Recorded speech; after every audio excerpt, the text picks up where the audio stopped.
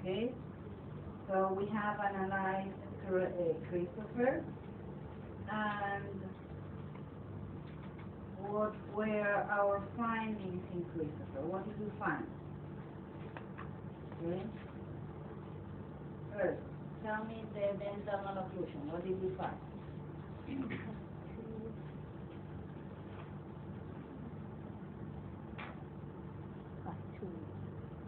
Class 2 as the main malocclusion. Good. I agree. And what do you see here? Class 3. How many เรีย millimeters? กเท่าไหร่ 2, so minus 2, good. So, we have Christopher. เล็กไหน Okay.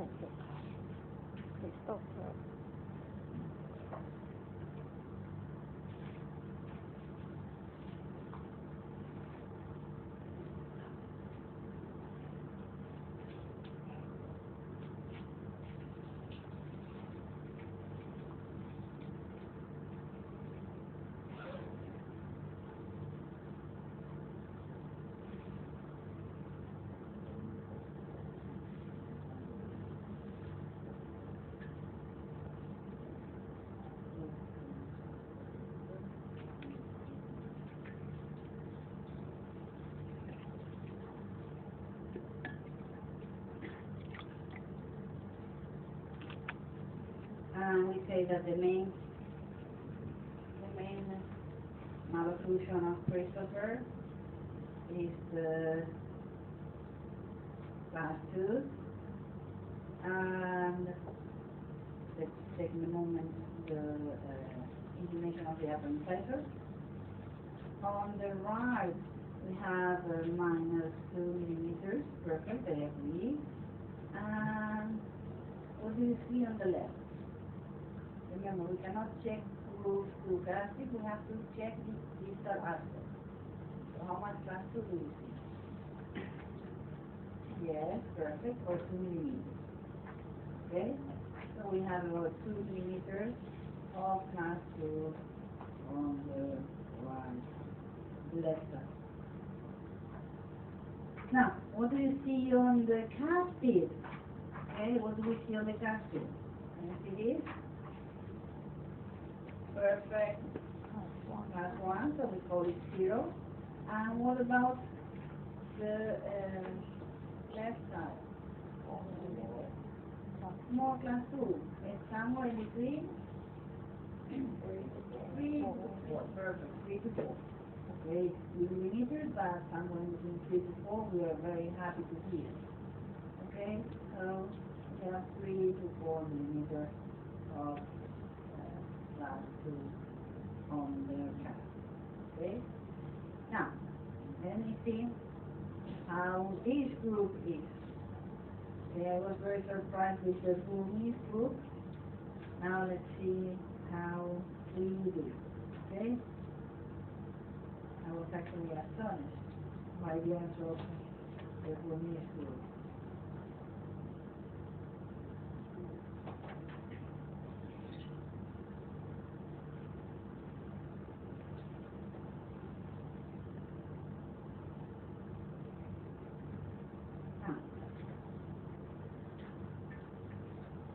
Okay, so we agree the patient is class 2, and on the molars are molar gastric.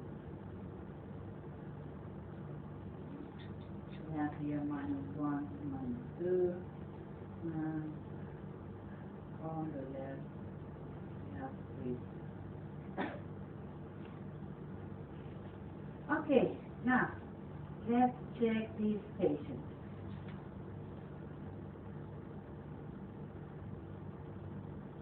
What do you see here?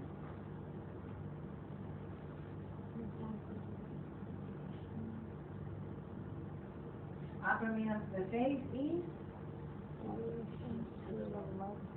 very tiny bit shifted to the right, I agree. Very tiny bit shifted to the right. And what about the upper to lower midline.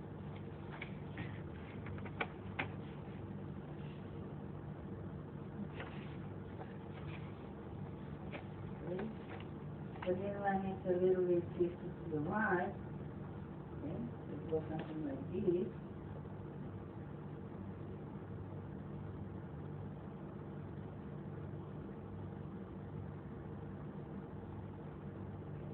So what would you say about the lower midline?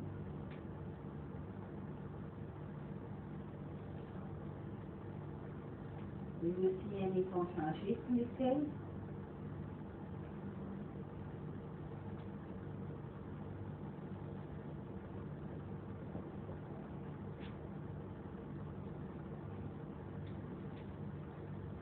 Do you see anything strange in the chin of the patient? Or do you see it perfectly normal?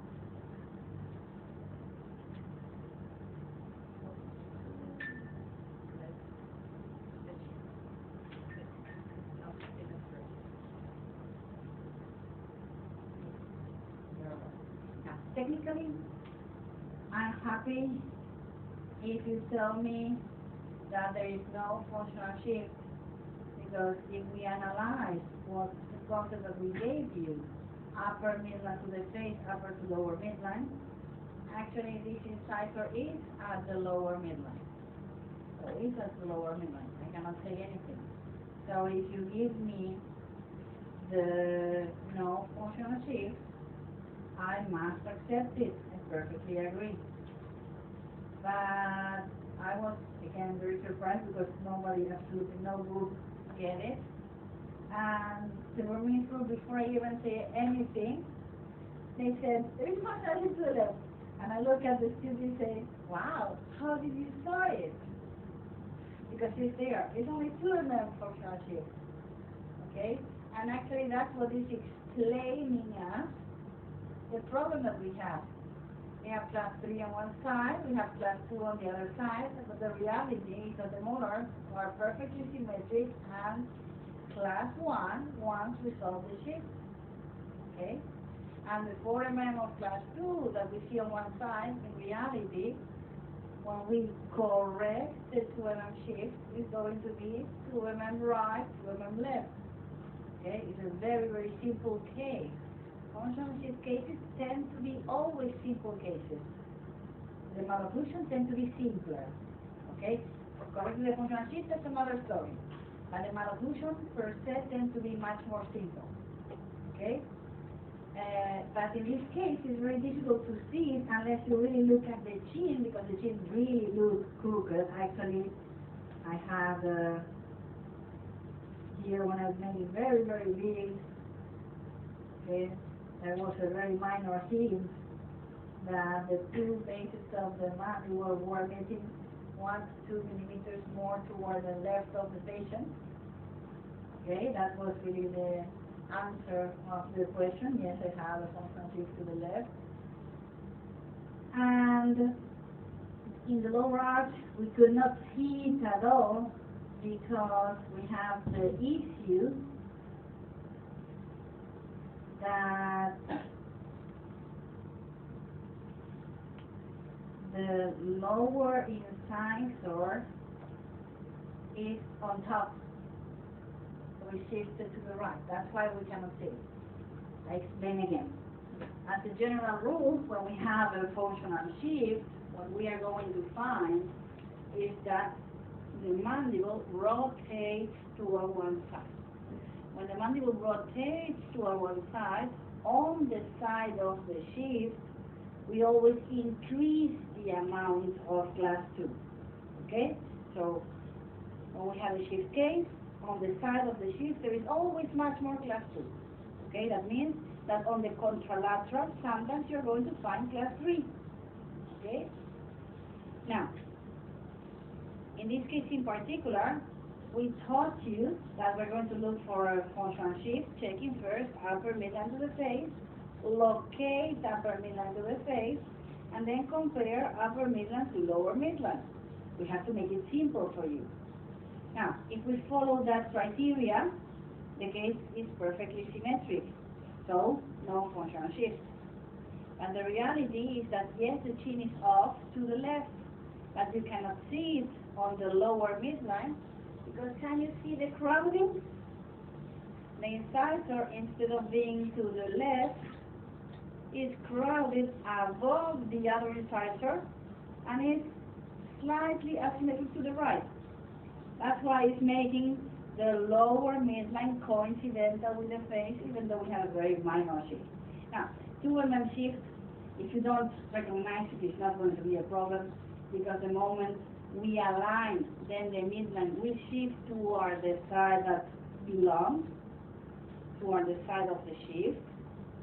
And later, you will always use elastics to arrange the midline and to arrange the shift. And when you see class 3 on one side, class 2 on the other side, spontaneously you're going to use class 3 elastics on one side, class 2 elastics on the other side, and that's the way we always correct the functional shift. So even if you don't recognize it during the mechanics, we will always solve it even we don't recognize it. But the good thing that we recognize on time is that now we know that this case is much simpler than it was initially looked. For a mem of class 2 unilateral, we have to look for an asymmetry, or we have to look for a reason why we have 4 on one side and 0 on the other one. Now the reality is that it's not 4 on one side, 0 on the other one. Once we correct the shape, we be 2, 2, a very simple case. Okay?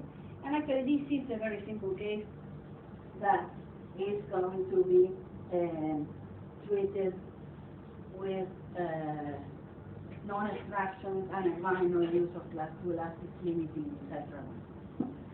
ครับก็มาดูในท็อปิกซึ่งเป็น functional shift ณตอนนี้นะครับถ้าเราดูการที่เราจะดูว่ามันมี functional shift หรือไม่นะครับจริงๆแล้วเวลาเราดูก็คือดูจาก mid sagittal plane นะครับไปยังตัว mid line นะครับของตัว upper และตัว lower นั่นเองครับว่ามันมีลักษณะตรงกันหรือไม่นะครับถ้ามันมีการเหวี่ยงไปทางด้านใดด้านหนึ่งนะครับโดยเฉพาะอย่างยิ่งคือที่เราดูคือตรง lower นั่นเองนะครับก็คือตรง lower jaw นะครับหรือว่าcentral มันเหวี่ยงไปทางด้านไหนนะครับถ้าเป็นกรณีที่มันเหวี่ยงไปทางด้านซ้ายนะครับเราก็เรียกว่าเป็น left functional shift นั่นเองนะครับการที่มันเกิดเป็น left functional shift อันนี้ก็อาจจะเกิดได้ถ้าย้อนกลับไปดูนะครับตรง classification เราให้ว่าเป็น classification 2เนื่องจากว่ามันมีโมล่านะครับโมล่าทางด้านซ้ายนะครับเป็นค่าตัวอีกวัน2 มิลนะครับในขณะเดียวกันเราลงข้อมูลไว้แล้วนะครับว่าโมล่าทางด้านขวามันเป็นคลาส 3 อยู่ใช่ไหมครับประมาณ 1-2 มิลเช่นเดียวกันนะครับนั่นก็คือตัวเลขที่เราใส่ไว้ก็คือเป็นตัวลบนั่นเองนะครับนั่นเป็นการแสดงให้เห็นว่าด้านหนึ่งนะครับข้างหนึ่งมีคลาส 2 แต่ข้างหนึ่งเป็นคลาส 3นะครับตัวนี้ก็เป็นตัวบ่งบอกได้ว่าตัวโมล่ามันasymmetry อยู่นิดนึงนะครับแต่ตราบใดที่ถ้าเราสามารถจะแก้ไขนะครับตรงมิดไลน์หรือว่าตรงชิปที่มันเหวี่ยงไปทางด้านซ้ายอันนั้นให้ได้แล้วนะครับตัว classification ตอนนั้นก็จะถูกกลับกลายมาเป็น class 1 เหมือนเดิมนะครับฉะนั้นการแก้ไขของตัวมังอัพคูชั่นนั้นมันก็ถูกแก้ไขไปโดยปริยายเนี่ยโดยตรงเลยนะครับก็วิธีการแก้ไขก็อาจจะใช้เป็น class 2 elastic ด้านหนึ่งนะครับแล้วก็ class 3 elastic ด้านหนึ่งจะเห็นว่าแนวของรายไปในทางที่ทางเดียวกันใช่ไหมครับฉะนั้นมันก็จะสามารถจะเหวี่ยงตรงขาแกนด้านนะครับกลับมาให้มีมิดไลน์ซึ่งตรงกันได้นะครับก็จะเป็นการแก้ไขปัญหาของ functional shift ได้นั่นเอง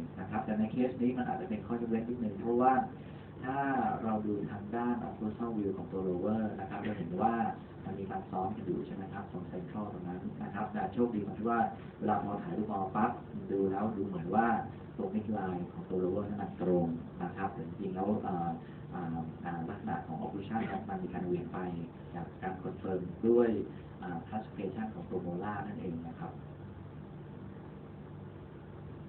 Okay, so if we were really looking at the markers, then yes, we can recognize that the midline is a very tiny bit off to the left. Okay.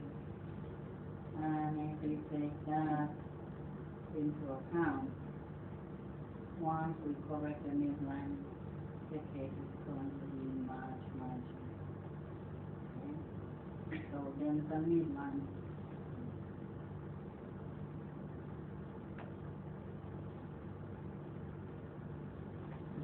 be off to the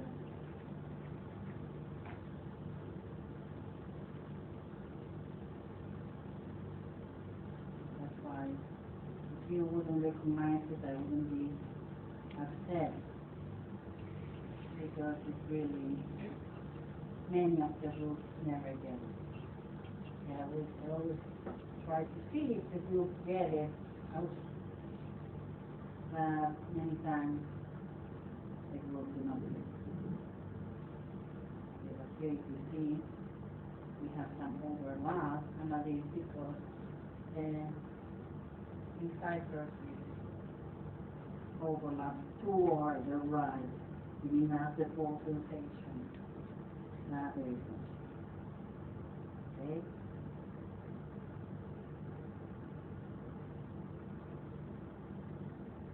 So, if you put none, I agree. If you put to the left, then we are more accurate. Okay? So, if we put none, I agree. But if you put to the left, then we are doing a great job. Okay? In reality, it is slightly to the left. Okay?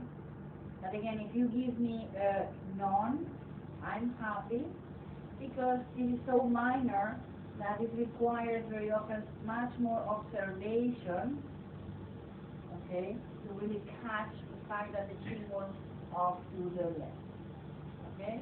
Or we require frontal test, and then yes, you diagnose for sure, because then you see numbers, okay? Now, the next thing is the bite. We'll look at the patient. What type of bite did you see here? I want to see the other thing. The answer.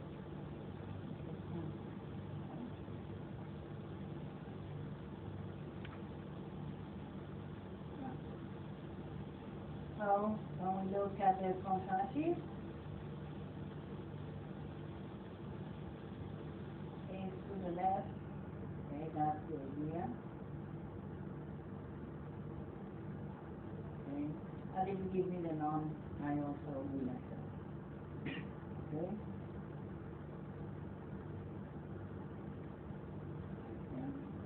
So that's not beautiful. Now, what type of bite do we see here? Can you see the overbite? Can you see that we are covering the incisors quite a bit? So this is the deep bite, and it's much closer right now to 81, but if you give me the 51, I'm also happy. Okay, but you have to give me one of the bites. In most of the teeth is 51, okay? In the central incisor is 81, but because it's too crowded. Okay, so if we make an average and you give me the 51, I will be happy, simply because in this case we're only going to consider non-extraction, and the alignment will stop the deep bite, so we don't really have to make emphasis, place the bracket as incisor as possible to control the deep bite. Okay? Then what type of dentition do we see here? Permanent dentition, adult permanent dentition. I mentioned that we were going to double check later the inclination of the incisor, and the root inclination of those upper incisors is okay. So if the root inclination of the incisor is okay, what type of division do we have?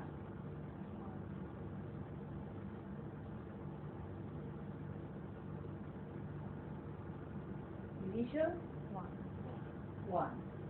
Okay, and incisors are okay, we have division 1. Okay?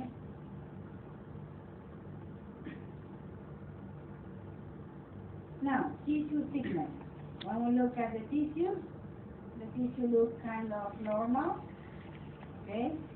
We can see very slightly the roots, even not. So it's very normal, and even in some places a little bit thick. Okay? So So this is the patient of all the patients that we have had so far. This is the one that has the healthiest or the most, the nicest tissue, so can't tolerate the advancement. So if you give me somewhere in between the average and the thick, I will be very happy. Okay?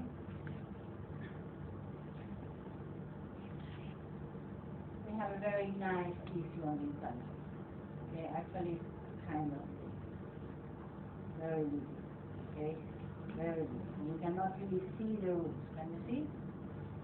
It's the nicest of all the patients so far. On the cuspid, it's maybe a tiny bit much more to our normal. Okay, but it's also very nice. Okay, and on the incisors it was really very good. This is also because incisors are a little retroclined. So when incisors are retroclined, because of the deep bites and the crowding, then the tissue thickness is better. So we can give them normal inclination and the tissue will tolerate it. Okay? Now what about the incisors? They look fine, but they are tiny bit funny. Okay? So actually we have to preserve major compensation. But they look good. Okay? But they are those incisors, I call them, not really tapered but slightly funny, that we will only allow this incisor to extrude a tiny bit more, because you see, this one is a little more down, this one is a little more up. But when we are going to be going for the long axis, we have to make sure that we preserve this beautiful compensation of the patient. Okay?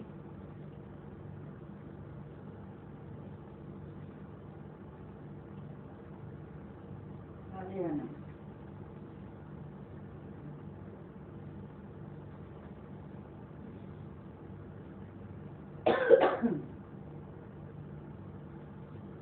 Now, let's look at the curve P.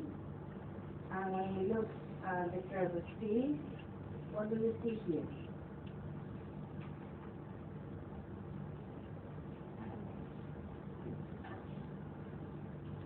We can see curve P. Can you see the curve P?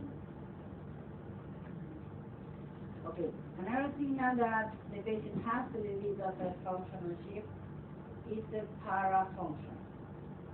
Okay? And the parafunction, you can see it in the fact that you have one cascade that is perfect, beautiful, and what's happening with the other cascade? Patient is priming it with the parafunction. Okay? If he's shifting the mandible to the left cascade, the patient is priming it. But if this cascade will be perfect, we do have a curve P. Okay? We do have a curve P, and the curve P is somewhere in between moderate and even slightly deep. Okay? But if you give me the moderate, I'm very happy. Okay? And this one looks more grinded because of the parafunction of the minor functional shift to the left. Okay? So we have curve P.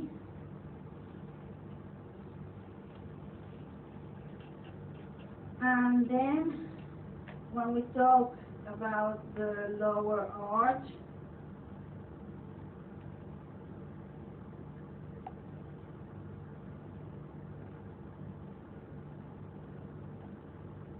what shape do you see on the lower arch? Nice ovoid. Most of the patients are going to be ovoid patients, most of them. Okay? So we have an ovoid shape.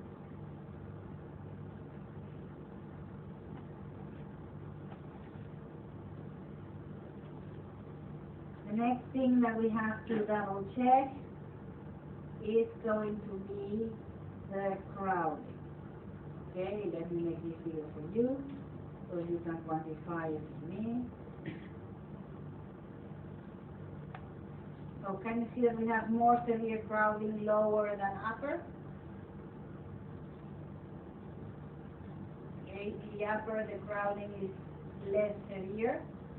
In the upper, when we look at, and we have to fill this casting, we might have here half a millimeter of crowding. Okay, you can consider it also no crowding. And when we have to fill this one, here we need at least 1.5. So we have about 2 ml on this side, and maybe 1 ml on the other side to the most. Okay, so in the average, we have 3 millimeters of crowding for the most. Do we agree? Now, in the lower arch, what crowding, how much crowding do you see? And now I say nothing. Give me your opinion. 6 to 7. You're saying well, don't worry. 6 to 7. 6 to 7. Yeah, we have at least 6 to 7. Okay? We have at least 6 to 7. We have about 1 here. We have about 1 more here. We have 2 both sides here, so that makes 4.5. We have at least 1 more here, so 5.5. And we have here at least half a millimeter, that makes it 6. Okay, so it's 6 to 7. Somebody might even tell me 8. 8 is too much, but 6 to 7 I'm very happy. Okay, so let's fill the data. We have crowding in the lower arch, and I agree the amount of crowding that we are going to find is going to be 6 to 7. Okay? In the previous class, I was getting very weird numbers. Here, I got the good number at first time, I put directly the good number. Okay, in the previous class, I've got somebody giving me 4 and somebody giving me 7, and then I had to explain that it was much closer to 7 than to 4. Okay, so we keep it 6 to 7. Good. Good. And on the lower, sorry, on the upper, we also have crowding. And this crowding is much less. Okay, this crowding is handling between 3-4 millimeters per month. Okay. And as I see, I was really getting very wild numbers in the other class. Okay? They be very good with the functional shift and not with the crowding. Okay? So, do we have posterior cross-lines in this case? No posterior cross-lines, so we leave it blank. Okay?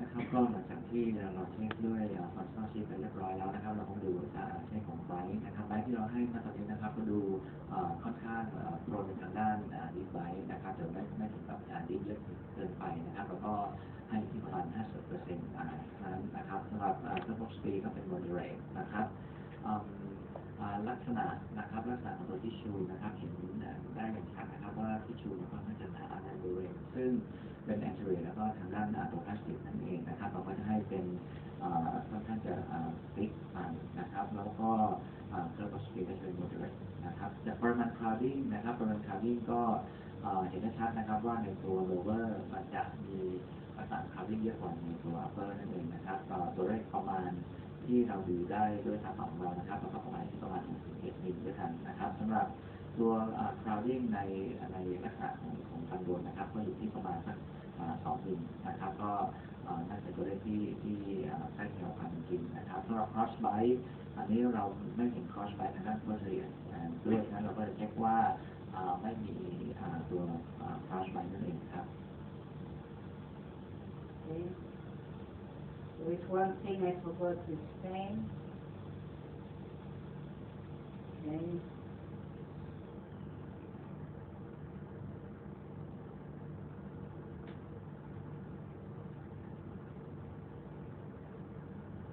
Today, the patient is division 1, Okay? But we are going to find him, okay,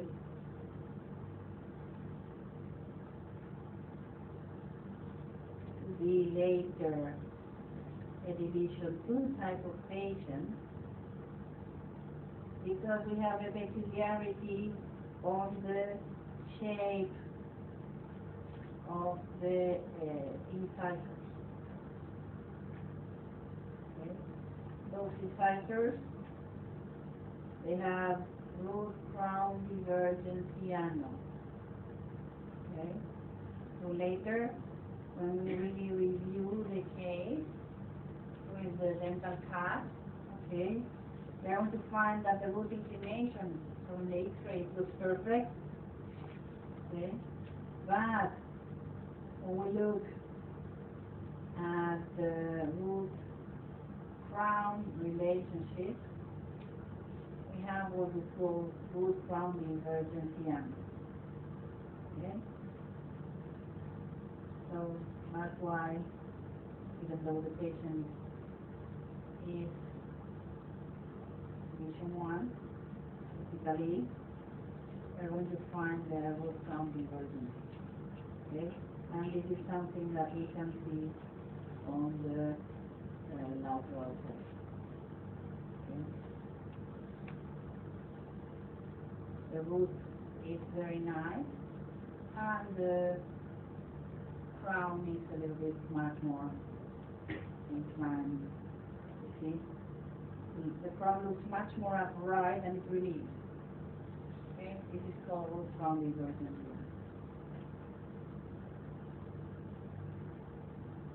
But today we call it class 1 division 1.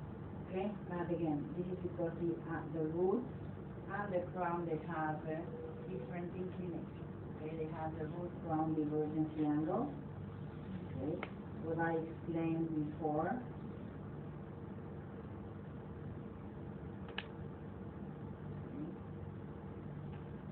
Okay. A1, when we were talking about the differences between the class 2 and class 1. When we look at this incisor, this is the inclination of the root, but then the crown has a more straight inclination.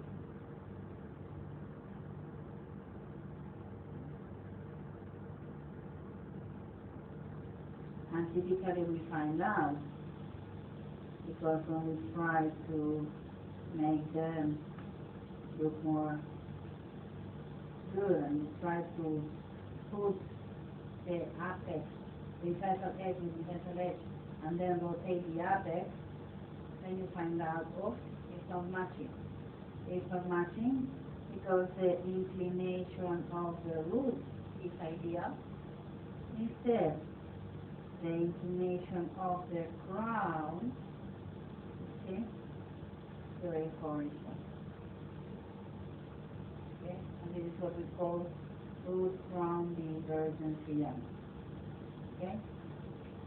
ครับถ้ามาพิจารณาดูในลักษณะของ manipulation นะครับของในฟันตัว upper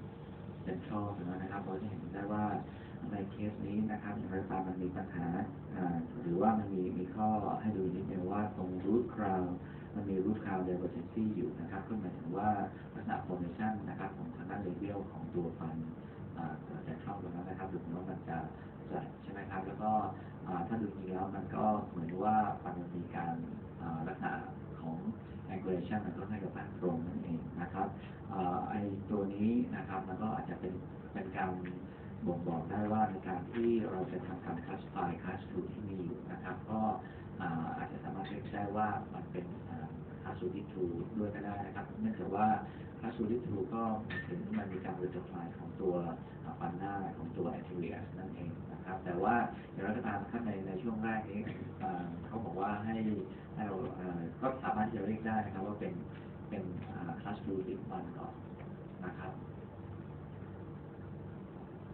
Okay. So this is what we have regarding this patient. Okay. Then so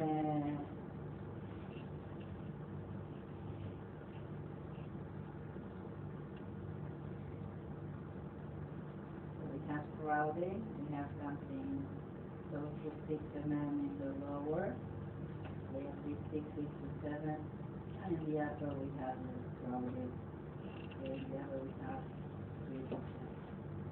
This is also the lower. Okay, and we have no case. And we say division 1, that was the one that we were missing, because the group is okay, and today we cannot really get any more, anything else, but the behavior of this case is going to be division 2.